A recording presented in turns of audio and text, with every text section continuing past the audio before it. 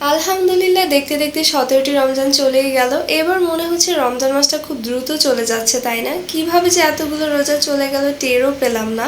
এই রমজান মাসে তেমন গরম পড়ছে না, তাই কোনো রকম কষ্ট ছাড়াই রমজানের দিনগুলো পার করছি। হে এভরিওয়ান, আসসালামু আলাইকুম। সবাই কেমন আছেন? আজকের ব্লগটা আমি শুরু করেছি ইফতারের আগ থেকেই, মানে বিকেলবেলা। সো প্রতিদিন মেয়েদের যেই রুটিনটা থাকে রোজার মাসে ইফতার রেডি করা, সেটাই। যদিও আজকে রেডিমেড ইফতার করব। রেডিমেড বলতে আজকে আব্বু সবকিছু বাহির থেকেই নিয়ে এসেছে। যেমন আজকে আমাদের ইফতার আইটেম হচ্ছে চিকেন গ্রিল। ইফতার আইটেমগুলো সার্ভ করতে আমি বরাবরই খুব পছন্দ করি, সেটা আমি আগেও বলেছি, এখনো বলছি।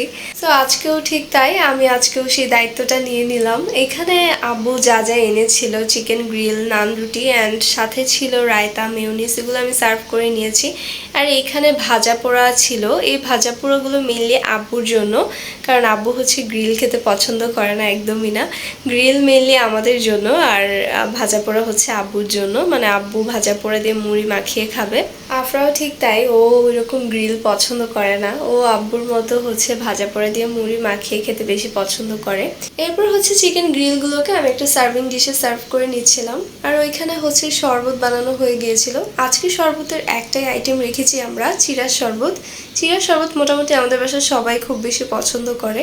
এর পাশাপাশি আরও কিছু আইটেম ছিল। এর মধ্যে ছিল জিলাপি, তারপর হচ্ছে আনারস আর খেজুর। আরও কিছু ফ্রুটস ছিল, বাট ওইগুলো আর আমরা কাটার প্রয়োজন বোধ মনে করিনি, কারণ হচ্ছে যেগুলো ছিল খাবার এগুলোই আমরা শেষ করতে পারিনি। সো এগুলো কেটে আর কী করবো যদি খেতেই না পারি। দ্যাটস ওয়াই আর ফ্রুটসগুলো কাটা হয়নি। সো এখানে হচ্ছে আমার চিকেন গ্রিল পরিবেশন করা হয়ে গিয়েছে। রামাদান মাস মানেই হচ্ছে শান্তির। যখন সবাই মিলে একসাথে ইফতার মেক করি, তখন একটা অন্যরকম ভালো লাগা কাজ করে এই কাজের মধ্যেও। আপনাদের সাথেও কি তাই? অবশ্যই কমেন্ট করে জানাবেন। আলহামদুলিল্লাহ, আমাকে ব্লগ করার জন্য প্রত্যেকটা মানুষ এত বেশি ইন্সপায়ার করে, এর জন্য আমি অনেক হ্যাপি।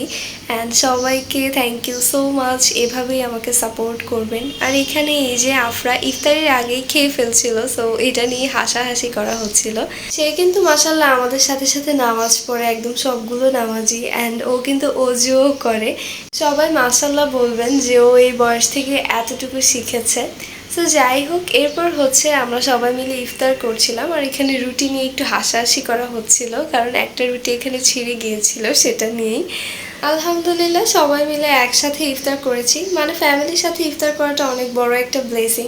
এই ছিল আমার আজকের ব্লগ। আমি আমার আজকের ব্লগটা এখানেই এন্ড করছি। আই হোপ আপনাদের কাছে অনেক বেশি ভালো লেগেছে। ভালো লাগলে অবশ্যই like, comment, share and subscribe my YouTube channel, follow my Facebook page.